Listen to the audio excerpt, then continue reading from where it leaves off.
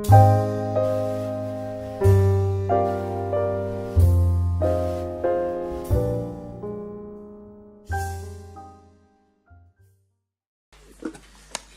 everyone, we're all back, so we'll get going. Okay, so we had can you put on the screen, we have a motion and to debate? It's effectively an amendment, isn't it, Jude? No, it's a motion. Oh, it's a motion. The other one's just standing, so. Okay.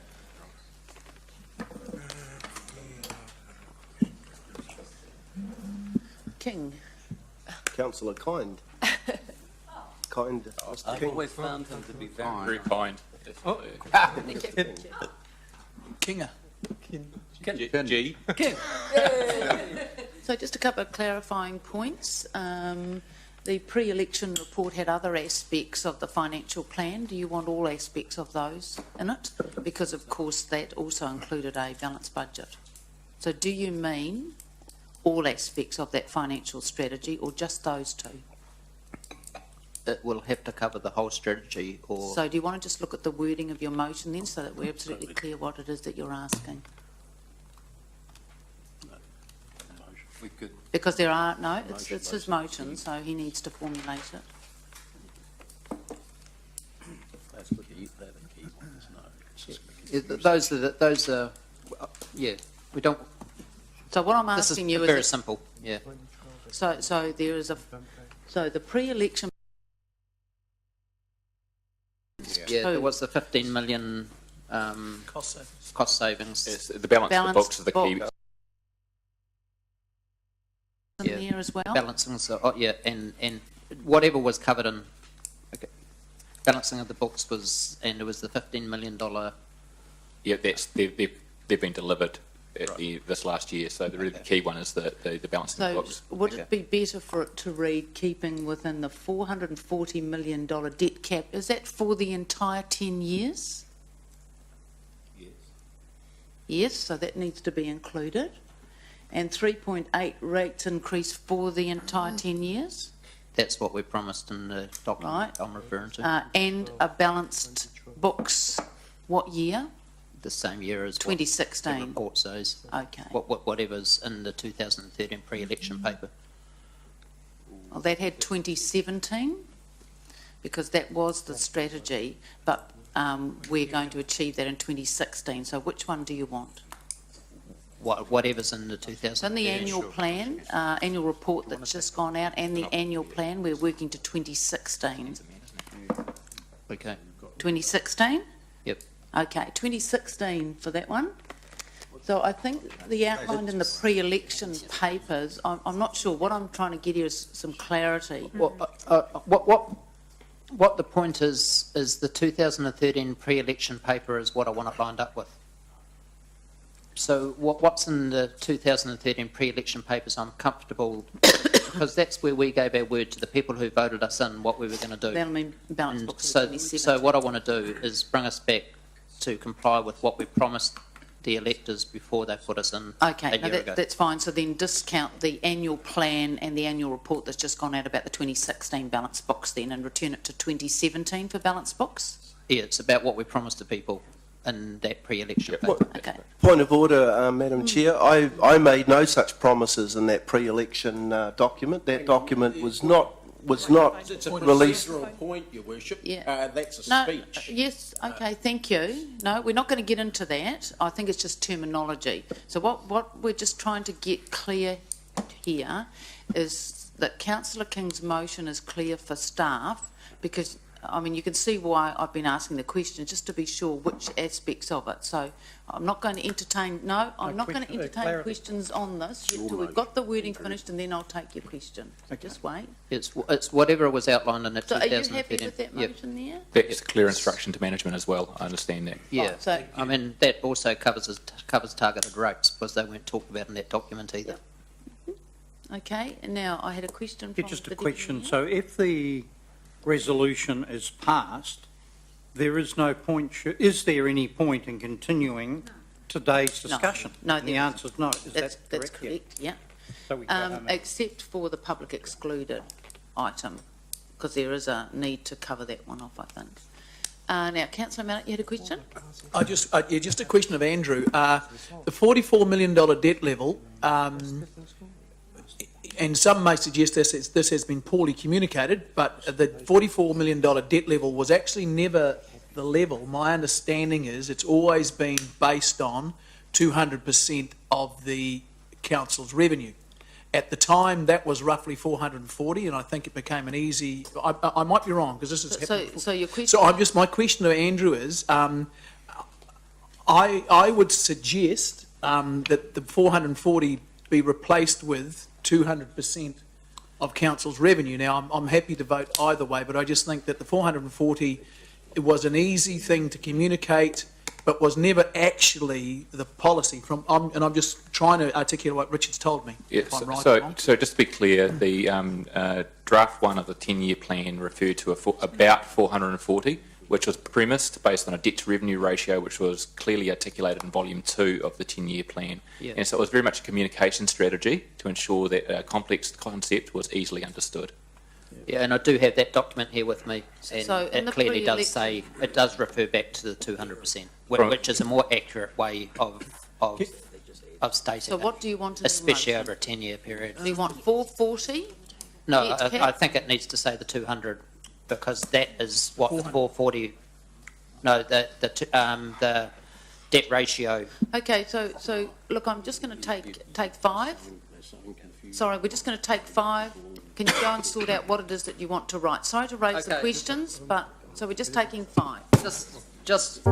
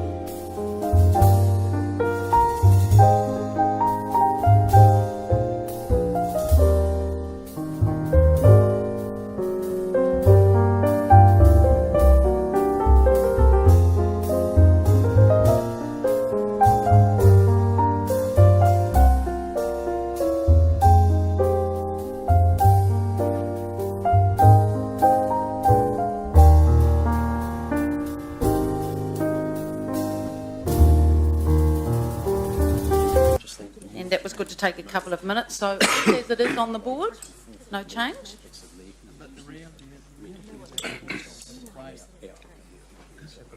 Here it is. Right, we're going with what's on there. It's been moved by Councillor King, seconded by Councillor Wilson. Okay, Councillor King, you want to talk to it? And I'll take whomever. Up.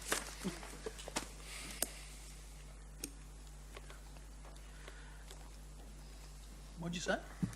Councillor King's going to speak to his motion. Oh, This refers back to the pre-election documents, and it also refers back to the 2013-2014 annual plan, which in the front page it's been signed by Barry and it's been signed by our mayor, and it clearly says in there that there will be no change to the total rates increase for the 2013-2014 3.8%, and savings of 15 million per year will be achieved by 2015. Down further in paragraph 6, it says we'll be capping debt at 440 million for the foreseeable future. We also had a document that was given to us as a financial group information pack when at the beginning of this term.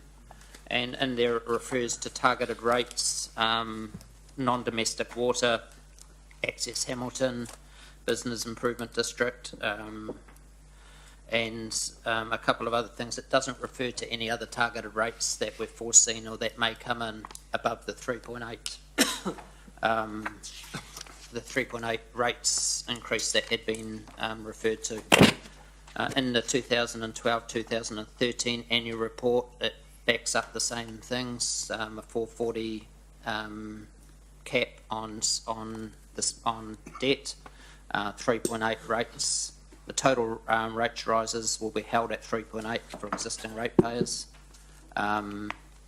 There's just documents and a document which refers to these promises that we made, some of them only 15 months ago. After the GFC, after the global financial crisis had gone and things were already pumping again in our city. Another document here is the 10-year plan, which refers to the same things as graphs on here showing 440 debt caps. These are things, and yes, Councillor Pascoe, you're right, you and me didn't vote for these, but there are 7 people in this room who did support this, and I feel that there's political risk that's been overlooked. We had our briefings, we talked about where we'd like to see the city go.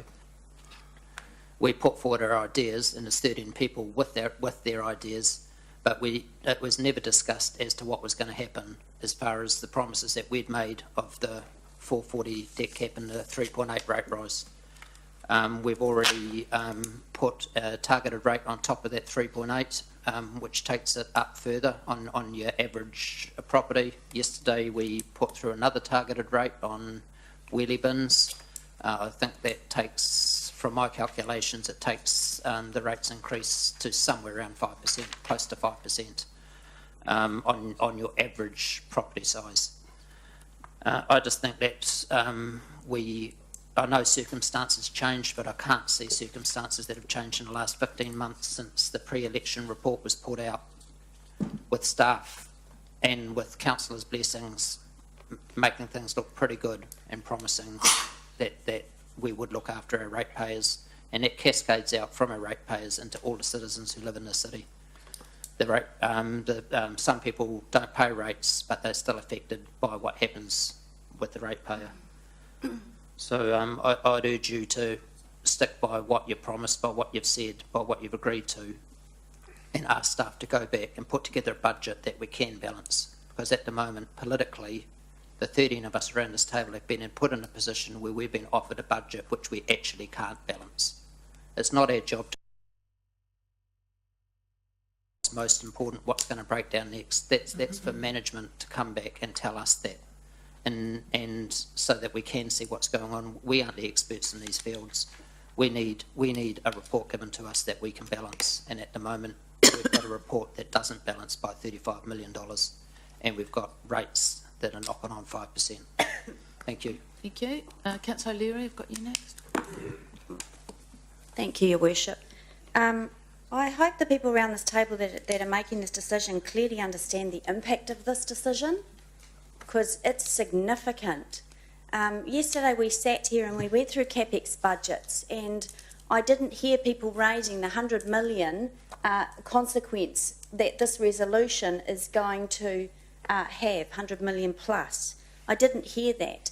What I did hear over the last 12 months, and that's probably the narrow side of it, through the many workshops that we had and many briefings that we had from this council, in particular the new councillors, was how important it was for this council to support growth in this city, and how important it was for this council to invest in core infrastructure. What are you going to take out? What are the staff going to take out? Councillor King just said it's not our job to say what's in or out. Actually, that's exactly what our job is. That is exactly what our job is. And this budget, delivered to us yesterday, is all about growth. That's it. There's no lollies in this budget. There is nothing in this budget that you could look at it and go, oh, okay, well, we don't really need that. So what are you going to take out? You're going to take out the 33 million to upgrade water mains and put the residents' drinking water at risk? Is that what you're going to take out? Are you going to take out the $9 million for the upgrade of water mains for Rotatuna and affect drinking water? Are you going to take that out? The long-term plan is a reset, and I don't know what how other cities grow, but I tell you something for nothing. This city is on an amazing trajectory forward with growth. We have had investment like, in my 7 years on council, I have never seen before. And suddenly, with this resolution, you're putting the brakes on that. Investors will leave.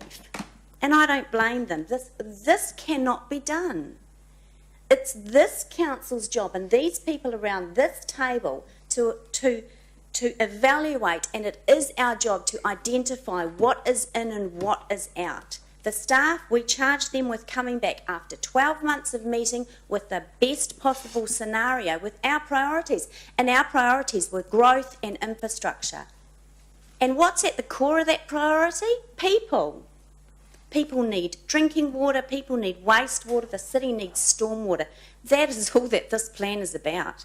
So you go ahead with this, you can say goodbye to Waiwhakareika, you can say goodbye to the libraries plan, you can say see you later playgrounds, because there's nothing in here, councillors, there is nothing in here other than core infrastructure. The forward momentum that this city has had, and this is a heavy word, is going to be destroyed by this resolution. You can't just pluck a number out and make it fit. You have to go with the facts and the information. And for many years, before probably all of us sitting around this table, the people around this table have lacked the courage and the foresight to invest in infrastructure, core infrastructure. And that's why we're facing the breach, as some of you have said, of the position that we're in today. Don't pick a number like 440 and say we've got to achieve that. The people of the city want to be able to turn on their water and get clean drinking water. They want to be able to flush their toilet.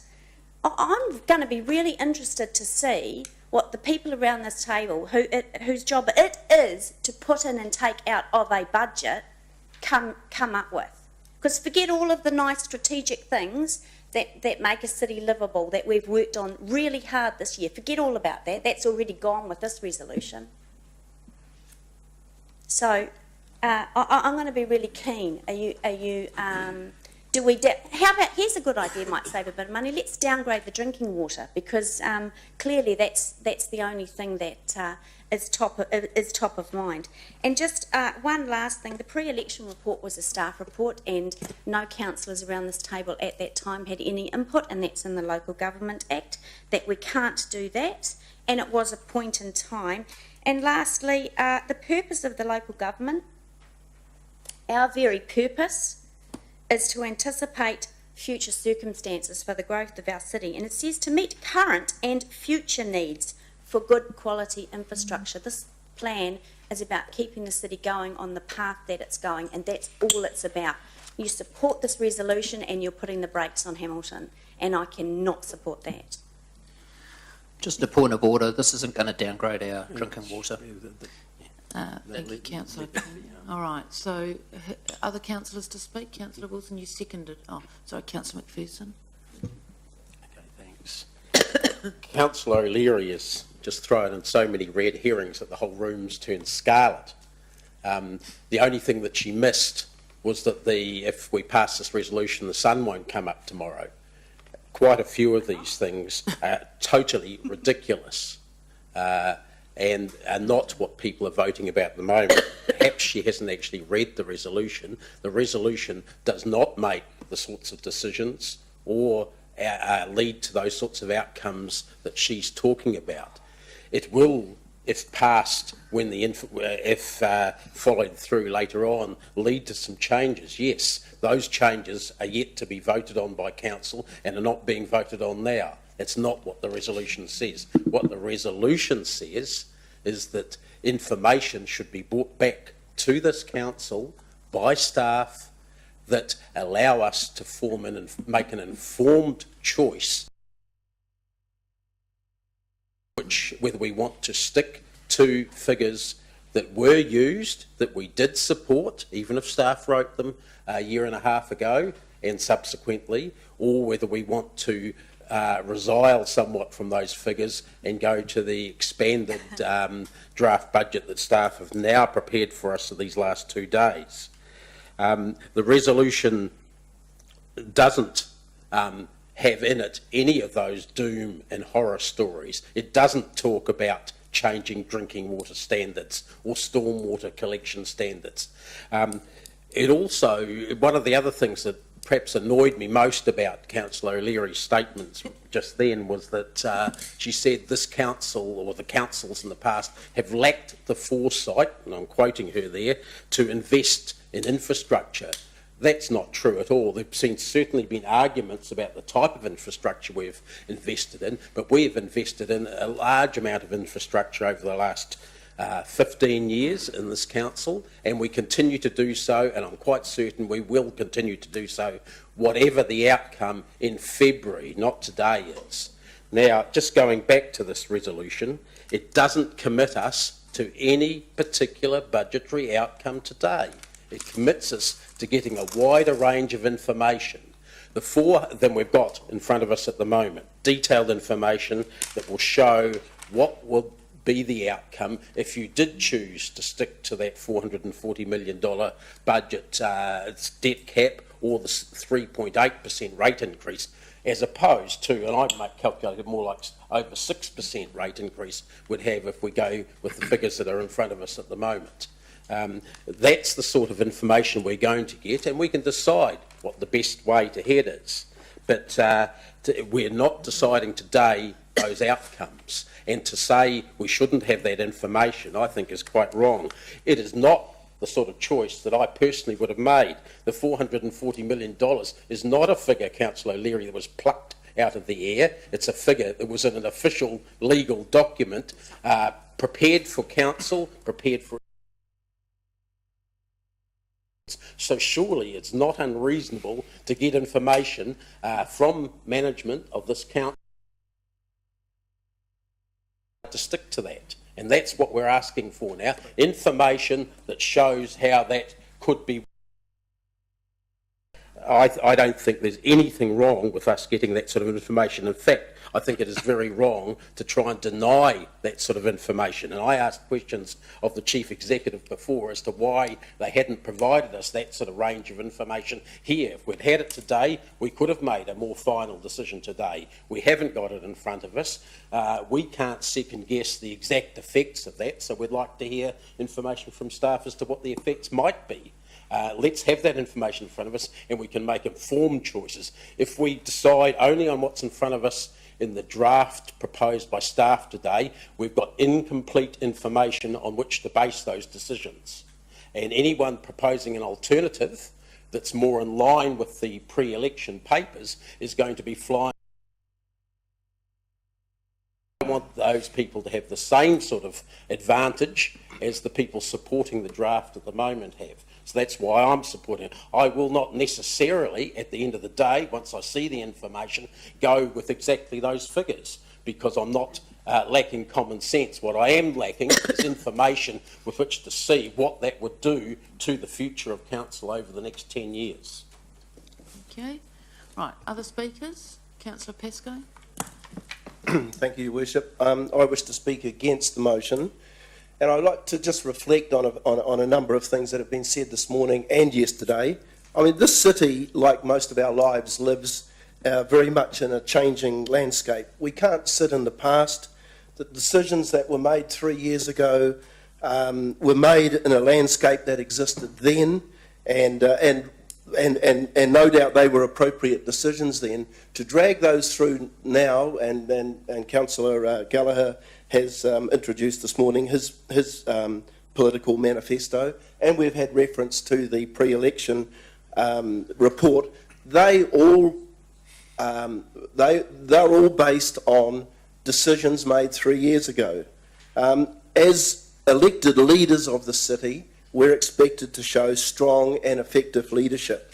And so what we need to be responding to now is what the city's immediate and future needs are. It's quite clear to me, and obviously not quite so clear to Councillor McPherson, that if we are to refigure the figures that have been presented to us, the area that will suffer most will be the growth. Because it's quite clear from Chris's summary this morning, growth is the add-on to dealing with our existing infrastructure needs. I don't believe that we can afford to ignore growth in this city. And what are the reasons for that? If we do that, we will impede economic prosperity. We're coming out of the GFC now. We have perhaps the best interest that we've ever seen for quite some years from developers and from businesses wanting to establish or relocate here in Hamilton. Secondly, if we do ignore growth, and we don't, growth is going to happen anyway, and the city's infrastructure will be at risk because the growth will be on an ad hoc basis. It will put pressure on the existing systems, and we will have additional risks to those identified by Chris and his team this morning. Why should we, and this was a comment yesterday from Councillor Wilson, why should we support growth in this city? Well, there's a number of factors. One, we are a young city. That is, we've got a median age of residents of 37, the third youngest city in New Zealand. That statistic will motivate business to locate or to expand or to establish businesses in Hamilton. And with business comes with successful business comes prosperity, employment, and will attract people to the city. Now, I would add that funding growth, and I've had many years' experience in business. Funding growth is not without risk, and there will be risks attached to how we do this. We need to do it carefully. We need to do it with robust information and skills similar to those that are adopted by outside businesses. And if we look at some of the successful business models in New Zealand, we find that they do grow, and they often grow, and they grow successfully by introducing new debt into the system. I believe, and perhaps for the first time in a number of years, we've got the skill set, both around this council table as well as in our senior staff here. We have got the skill set to carefully manage that growth and carefully manage how we're going to fund that growth. Thank you. Okay, thank you. Councillor Wilson? Thank you, Your Worship. I'm going to briefly start with a couple of quotes from people. I recall Councillor Pascoe just now saying recently that he wasn't bound by the pre-election document that he didn't necessarily support the suggestion. I quote from his Facebook page: Hamilton City Council staff are to be congratulated on the pre-election report issued last week. And he goes on in his Facebook page to embrace the issues of debt and the importance. I'd like to talk briefly about these words. Over the last 3 years, I have worked hard to get the city back on track and to build strong foundations that support a growing city and our quality of life.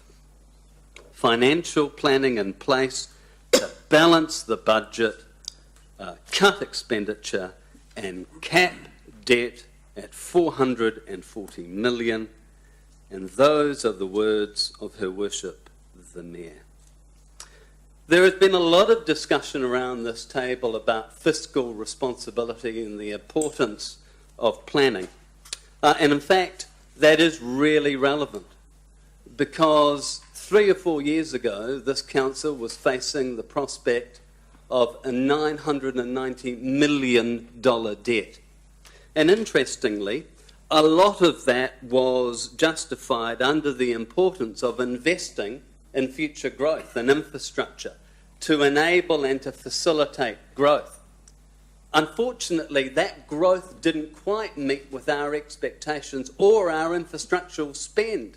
So we were incredibly burdened with debt because of that and other reasons. So we changed our strategy. We turned the ship, and Her Worship the Mayor was the captain. And although I don't agree with her often, I was standing right behind her and saying, I agree with you, Julie. We need to embrace this new strategy. We need to have some pretty simple fundamentals. Let's build a simple financial strategy. And what underpinned that was cap of $440 million, rates at 3.8%, and that we would glean efficiencies of $15 million. And we celebrated that. And now, in her second term, she wants to walk away from those financial parameters. And we justify it with the very same words that they justified the last financial strategy, that we need to enable growth, and as such, we need to invest in this infrastructure. Now, as far as I can see, that benefits an elite group of developers. And I see your point. Some people will say that more development drives more affordable housing, and yes, we derive income in forms of development contributions and rates. But surely our obligation is to try to refine the balance between what the ratepayers can afford now and future projections. So I do not subscribe to the view that Gordon Chesterman has articulated, and Councillor Pascoe has articulated, and my good friend Angela O'Leary, is that this motion suddenly constrains growth. It asks staff to go away and say, in the 10-year plan, can we rejig things? It doesn't put a big flag up in front of the City Hall and says, we're not open for business, that we're not interested in all the benefits that can be gleaned from development activities. We're not saying that at all. But we are saying is, this city has a fundamental financial strategy, that is, to live within our means. And that is to cap debt at $440 million. And that is to say rates are 3.8%. Now, staff, you're the innovators. Management, you've got the skill base. You've got access to coming up with innovative ideas. Come up with a plan that lives within those criteria. And they haven't done it. And we're asking them to go back and have another look at it. And I do not subscribe to this view that if we don't, that we're going to be in breach of our structure plans and our district plans. I can't imagine any environment court or any court of this country, in response to the fact that council has delayed certain infrastructural spends by a year or 4 years, as being an affront to what we're trying to imply long term. those sort of emotive words are used to try to convince those around this table that they don't have a choice. We do have a choice. We have a choice to say to staff, go back and have another crack at this. We're not happy with the first cut of it. So I encourage us today to say to management, go back, be innovative, and come up with other solutions. Now, what I'm not asking them to do is the fundamental trick they played 3 years ago, where we said we wanted to trim that $15 million off our operating budget, and they came back with all these wonderful ideas of how they can shut libraries down and limit the hours of operation, rose gardens, and no, we saw a little bit of that today, Mr. Chief Executive, if I could. You know, the beginning of the spin of how terrible this all could be, and we've heard Angela say this could be the end of the city as we know it. We're not going to fall into that trap this time around. Be more innovative than that. This is an opportunity for management to have a really good look at Chris's portfolio and others and say, can we not split the timing of this spend? Do not try to go and strip any more out of the community. This is an invitation for management to go back and look at your figures, rejig the delivery of the time frame, and live within the simple financial strategy. A strategy that got Her Worship elected twice. A strategy that most of you around the table all agreed to, including, according to Pasco's Facebook, you did, and in fact in line with the annual plan last year, which I think we all voted for. This Someone is going to move an extension? Because you're no, way over. I'm about to finish. I'm simply encouraging, ask the staff to go back and rejig this, and we'll have a look at it early in the new year. Thank you. Councillor Mallett. Thank you, Worship. Just a couple of points before we get started. I've spoken to some of the cobbers, and I just think we need to highlight that the $440 million is based on the 200 No, times. so Councillor Yeah, Mallett. but that's all right. the Okay, mover I just and want the that on sec- record. Look, Yeah. the mover and the seconder. No, gave cool. time. Yep, I'm just saying. It I is just want what it that- is. yep, So let's okay. move on. Sometimes you go back to the reason for things. Yep, Just okay. you can keep going Okay. back and back and back to the same thing. It's a good strategy. Just speak to for or against. Marvellous. Yep. I speak in support of it. What we're catching here is the Roosters are all coming back from a whole lot of bad decisions made over a decade. And it's a whole lot of bad decisions in terms of stadiums, event centres, car parks, V8s, Hood Street renovations. There's all sorts of stuff that is now accumulated into our debt.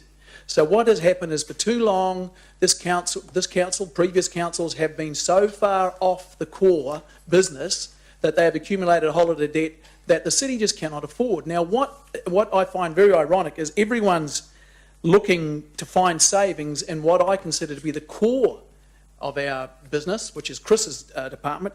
I think we need to get, and I would urge the staff when they do start looking at this, well, if this thing passes, that they do start looking at the other areas, the other 44% or 45% of our spending, which is not the core services. And I have huge sympathy when Angela and whatnot come up with talking about growth. I totally agree with the growth thing, and I do also accept exactly what Richard said, that things did change. We have now re-looked at our asset management plans, and I think legislation's probably changed a bit too. And we do have some big issues coming. But that, in my way of thinking, that just makes those things priorities. And again, I emphasise that the savings have to be made in the other 44%. Thank you.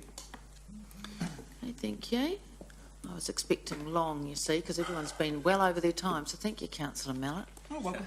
Sure. Well, I'll Right, keep- who else? No, Councillor Gallagher. don't encourage it. Councillor Gallagher, you're next. Yes. Half empty, Martin. Chris Sorry? Allen has assured me that we're required by legislation to maintain good drinking water. I thought you were telling us your Sorry, glass are was you, half are you, empty. sorry, Councillor Gallagher, are you speaking for? Yes, I am. I'm stunned because I was a little bit worried that our drinking water was in peril.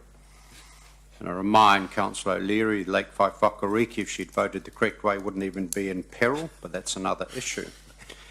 Let's come back to the core. That's another reason I support it. Let's come back to another core issue. To me, I don't take lightly what I would have said on a campaign trail and the material that I circulated. Now, I don't know what other people, believe it or not, I haven't dived into Facebooks or other this, that and the other. I don't think from memory. I might have looked at a few pamphlets.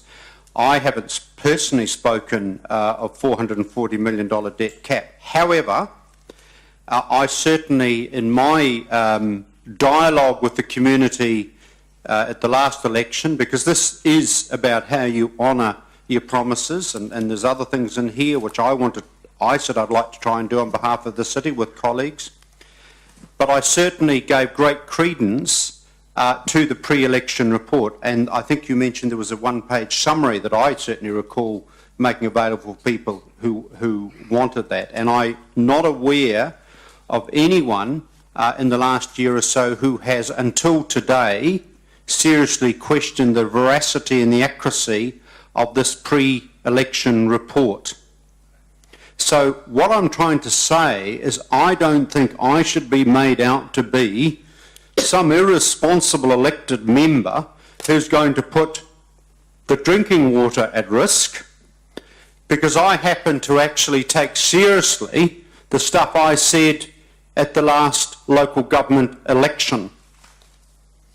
I also recognise that responsible management is to adapt, if you like, to changing circumstances and changing times. But as a responsible manager, I would have expected a pre-election report of just 16 months ago to have kind of worked out that the global financial crisis was sort of kind of coming to an end, and with good consultation with the excellent population studies at Waikato University that we were on a potential growth spurt, etc., etc. And that's hence the questions I raised earlier. I think Councillor McPherson summarises it very well. All this motion is doing is asking our staff to go back and put together an alternative, please note the word alternative budget, LTP, that may bring us closer to the 2013 pre-election report and a number of other documents that Councillor King has alluded. That's all that has been asked to do. And for any elected member to suggest that that somehow is reckless and irresponsible, frankly defies any gravity of thought process that I can understand. I'll also remind Councillor Pascoe, when he talked about what a wonderful skill set we now have around this table, I honour the Mayor and the previous Council for the work we did to adjust to that global financial crisis. And I honour those councillors who are now no longer with us and the work that they did. So in summary, like Councillor McPherson, I'm asking us to go back and reflect, and I acknowledge the work that Her Worship and staff have done on this current LTP proposal. And I'm absolutely not wanting to, if you like, frustrate the work that Her Worship and key staff have done on this current LTP proposal, but I do think that we do at least need to look at the alternative that may bring us closer to the $440 million rate cap, but certainly those critical percentage parameters that, of course, we've alluded to before. What might that look like? And it may be that you will come back in February, and it may be that the price and the cost in terms of the growth to our city may be too high. There may be a mid-level that gets us a bit closer back to those original parameters. I don't know. But with respect, that's all I'm looking for at this stage, and I do believe that is responsible financial management before we put an LTP proposal out for public consultation. Thank you. Deputy Mayor? Yes, thanks, Your Worship. Look, I would like to congratulate Councillor King and Councillor Wilson on the lobbying they've done. What has amazed me... Point of order. I will say in this chamber, no one's lobbied me at all. Okay, thank you. Carry on, Deputy Mayor. So if I could ask a question, has anyone been lobbied on this point So, it's, at any time? so that's rhetorical, isn't it? Could you Moving define lobbying, please? No, we're not going to do that. We're I've just had going to move discussions on. about lots of things. Is that Thanks. lobbying? So what disappoints me is that this discussion hasn't been held before. And that would have been the right thing to do, because I sense... Point of order, Your Worship. And what is that? The Deputy Mayor is implying that we had an opportunity to have had this discussion before. This process started yesterday. So, sorry, Councillor Wilson, I don't think he's saying that at all. So why don't you just let him make his speech? Off you go. I'll have to try and remember what I was going to say. Thank you for that Rewind, start again, mate. disruption. Yeah. And Councillor Wilson is one very keen to use the word misleading. And I look at this resolution up here and say, how misleading is that? The seconder and the mover have both removed or not agreed, just to cut a fine point on it, to include the 200% in there as the way in which the debt levels are decided. Because if you put the 200% in there, it makes the whole thing redundant. And like Councillor Pascoe, I absolutely agree that this debate is about growth. And equally, it's about our responsibilities of governors as the changes occur to the environment. And it's all very well for Councillor King to talk about the global financial crisis being over. It has taken a couple of years for that to occur. Developers don't just turn on the key and begin the development of their sections the next day after the official word goes out that the global crisis is over. So I think that this is about hijacking the process, slowing it down and ignoring growth. And I think that that is the changing environment. The way in which the city, as the second fastest growing city in Hamilton, has to embrace that growth. And I remind people who talk about the high level of debt that our debt is actually less than the debt of the Tauranga City Council, who have faced the same issues that we have in terms of their fast rate of growth. And so they are also struggling with that.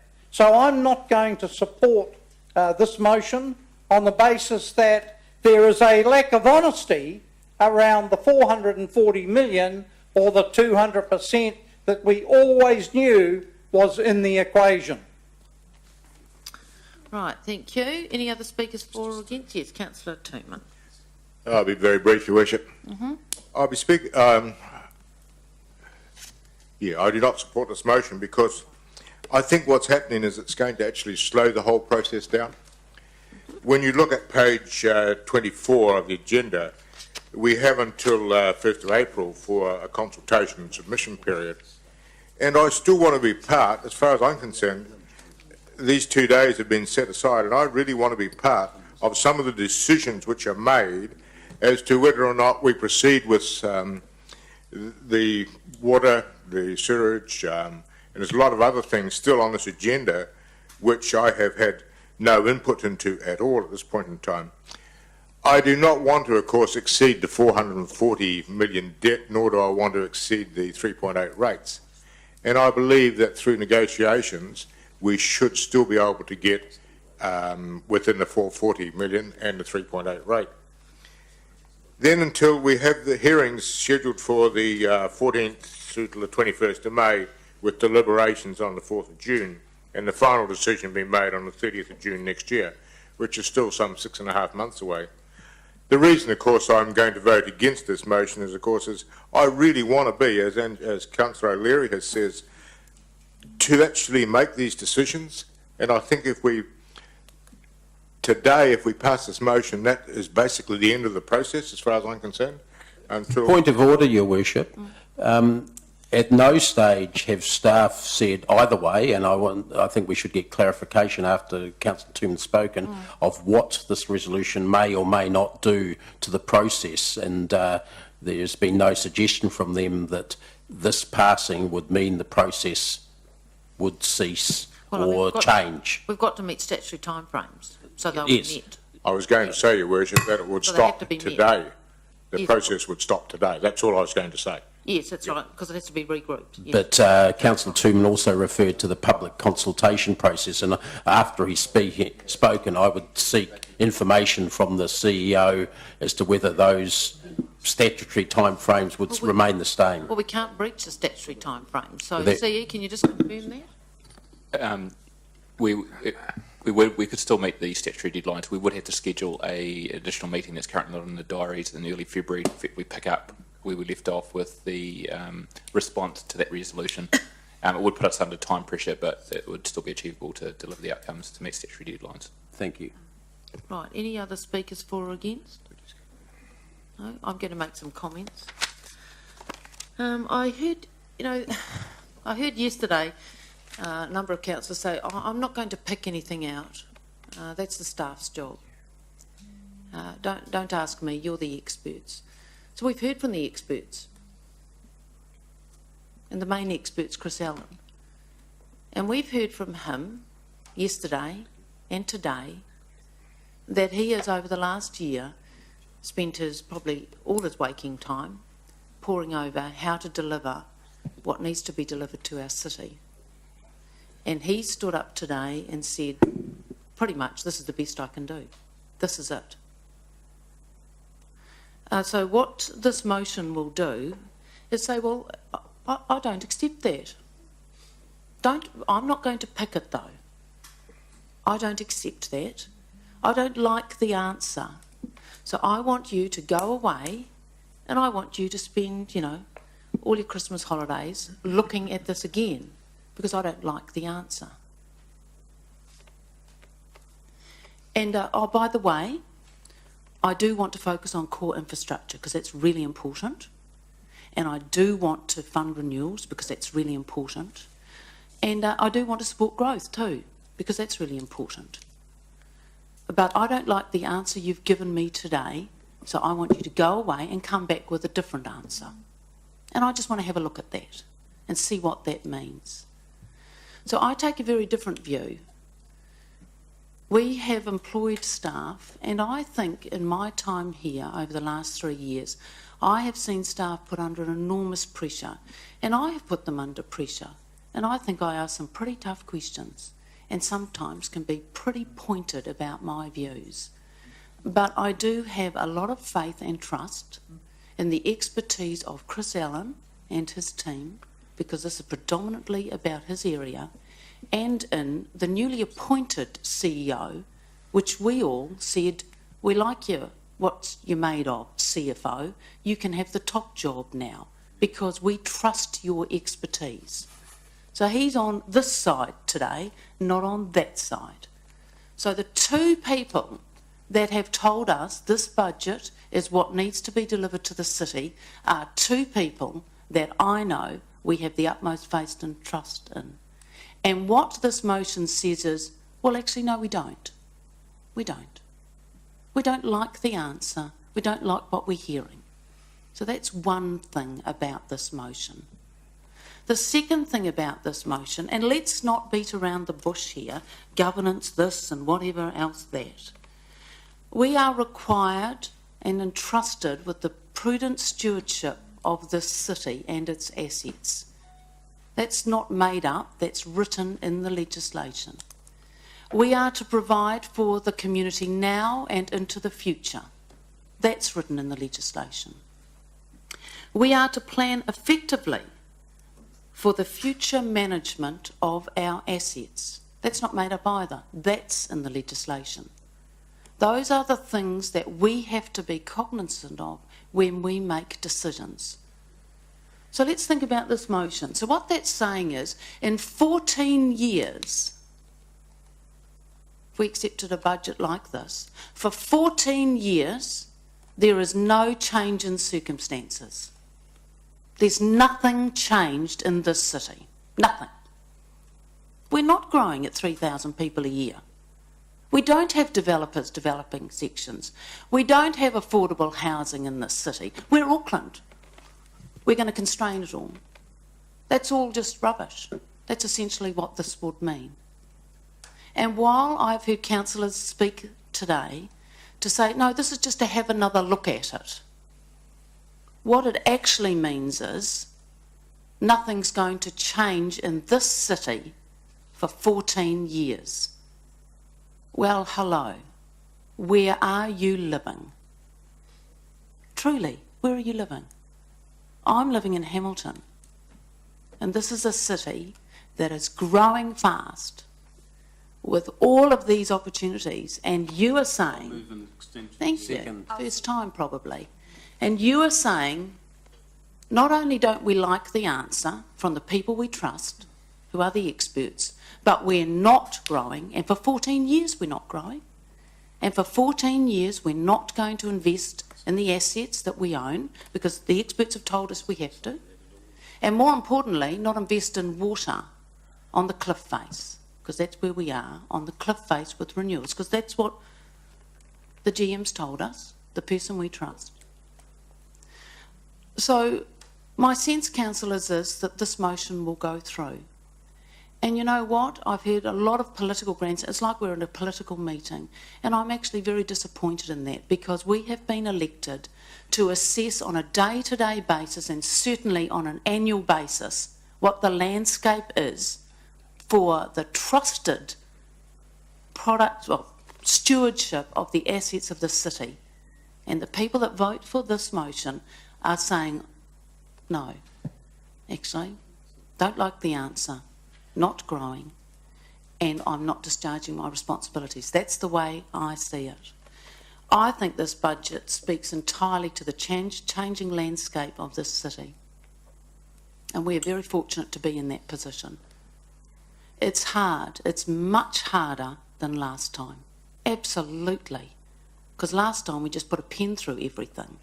Days and days of drawing lines, rulers, didn't we? The ruler out, line, out, out, out. This is much harder, but I certainly want to be part of a city that's growing, and I think we have a responsibility to meet that, and I trust that the experts have given us the right advice, and I'm prepared to accept that and move on and share that great news story with the public. Councillor King, you have a right of reply because it was your motion. Do you want to exercise it?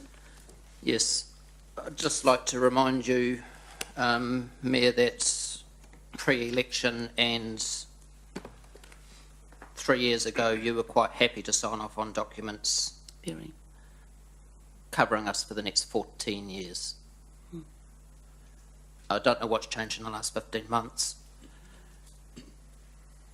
I do want to honour the Mayor and the councillors from the previous council for agreeing to the documents which capped rates at 440 million and held rates at 3.8. Well done. You signed off on that. You were happy with that, and this council has reinforced that. Elected members, don't break your promises to the people of Hamilton, the people who voted you in.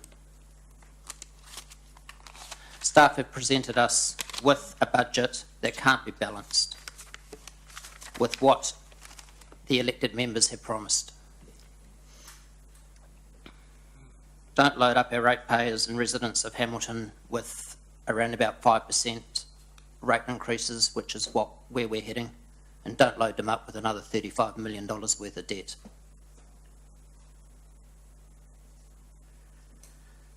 Let's keep our word. Let's keep our promise. Let's vote to stay with what we said we'd do. Okay, thank you. All right, councillors, we're going to the board to vote.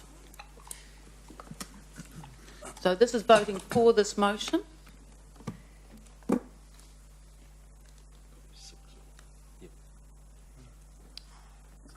The motion is lost, 7 votes against 6-4. That's with the casting vote of the mayor. No, there's no casting No, vote. it is. No. It automatically does. Yes. Because I it was don't- 6-all, Your Worship. It was Well- 6 all. There's only 12 people in the room, Your Worship. Ah, right. Well, I'm not prepared to exercise my casting vote. So, Sorry, could I ask, standing orders, does that allow the casting vote not to be exercised? Yes, it does. I can advise councillor McPherson through the chair, yes it does, Okay, thank you. yes. So what I'm proposing to do now, councillors, is I'm proposing to adjourn for lunch, to give some time for councillors to digest the Well, point of discussion. order. Right. If it's a tied vote, the motion is lost. It is lost, that's right, That's councillor all. Gallagher. So all I'm saying is just so we've Yeah. got a procedural process that's respected, and the chair has in this case exercised her discretion not to exercise a casting vote. Correct. The effect is the same. Yes, councillor Gallagher, you're absolutely Yeah, yeah, correct. so that's lost. I'm really Yeah, that's- familiar with the voting Sure. process Yeah, yeah. and the Yeah. standing orders. Well, Your So what Worship- I'm proposing to do now... Sorry, could I ask just a practical point, nothing to do with what you're proposing now, Sure. but can the electronics be changed? Because anyone from the public seeing that would immediately think it was that you had exercised Yes. the casting vote. So surely someone can change the programming, so it only comes up if you personally choose to. Yes, I think it's automatically set, but Yeah, I but have I in the think you can past chosen change not that. to exercise a casting vote. In fact, mostly I choose not to. So what I'm proposing to do is adjourn for lunch, and we will reconvene at 12:30. Okay, thank you.